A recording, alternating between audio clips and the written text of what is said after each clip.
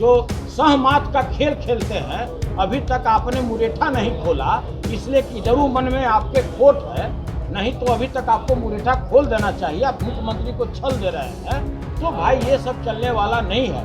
कम से कम बीजेपी उस मायने में निश्चित रूप से स्वाभिमानी है कि भाई बाकी तो आप तोड़ फोड़ में माहिर हैं, विधायकों के खरीद फरोख्त में माहिर है, लेकिन एक चीज में निश्चित रूप से आप स्वाभिमानी। नमस्कार, आप न्यूज पोनेशन देख रहे हैं। मैं हूं आपके साथ वंदना।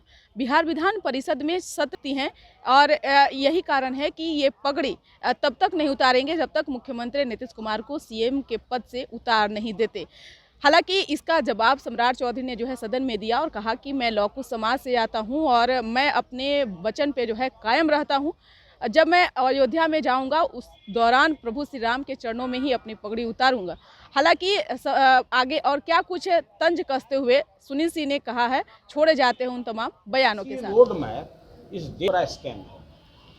इसमें नाम है कृषि, लेकिन कृषि के क्षेत्र में उसमें मात्र 27 से 30% ही फंड एलोकेशन है। बाकी दूसरे विभाग में है, कोई निबंधन में है, दूसरे विभाग में, ग्रामीण कार्य में है, विभिन्न विभागों में उसका एलोकेशन है। दूसरी बात, बिहार ही एक ऐसा दुर्लभ प्रदेश है कि कहने को तो कहते हैं कि हम किसानों के पैरोकार हैं, हम किसानों के लिए हैं, किसान के हित के लिए काम करते हैं, और देश में अगर सबसे कम अगर बजट में कृषि में एलोकेशन है तो बिहार है। 2,78,000 करोड़ रुपए का आपका बजट है और उसमें मात्र आपने एलोकेशन किया है 3%, कहीं नहीं है। 6% से कहीं किसी भी प्रदेश में नहीं है। उससे भी बड़ी बात है कि आप अन्य प्रदेशों की तरह 0% आप केसीसी ऋण नहीं दे रहे हैं, उसको ब्याज आप उसके ऊपर 7% लोड करते हैं। अन्य प्रदेशों की तरह आपको किसानों को धान पर बोनस देना चाहिए। आपके यहाँ गेहूं की खरीदगी नहीं होती है, गेहूं के खरीदगी में भी आपको बोनस देना चाहिए। सबसे बड़ी बात है कि 93 लाख हेक्टेयर जमीन हमारे पास पूरे बिहार में है, जो आज से 15 साल पहले जितना हम कृषि योग्य भूमि था, इतना करोड़ रुपया खर्च करने के बाद भी उसको आपने कृषि योग्य नहीं बनाया। आपका उत्पादन लगातार घटता जा रहा है।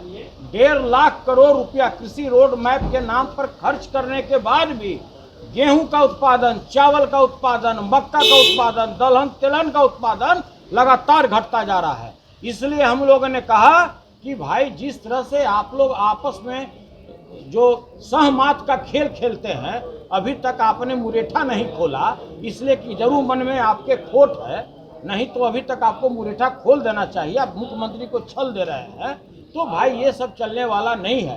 कम से कम बीजेपी उस मायने में निश्चित रूप से स्वाभिमानी है कि भाई बाकी तो आप तोड़ फोड़ में माहिर हैं, विधायकों के खरीद फरोख्त में माहिर है, लेकिन एक चीज में निश्चित रूप से आप स्वाभिमानी हैं कि 75 वर्ष के बाद आप अच्छे नेता को किनारे लगा देते हैं। उसके सबसे जीवंत अगर उदाहरण है तो माननीय आडवाणी जी हैं, जोशी जी हैं, तो क्यों नहीं यहाँ भी वो प्रक्रिया चालू करते हैं। आपके बगल में जो बैठे हैं माननीय मुख्यमंत्री जी, अब तो उनको मानसिक रूप से आप ही कहते थे कि वो बीमार है और अभी आप उनका गुणगान करने में लगे हुए हैं। तो देखिए, हमको कहीं ना कहीं शंका है कि ये जो लोग विदेश भेज रहे हैं, गलत मेडिसिन चला करके उनका जान लेना चाहते हैं, तो देखिए उनको भी सचेत रहना चाहिए, क्योंकि अभी तक उनका मुरेठा नहीं खुला।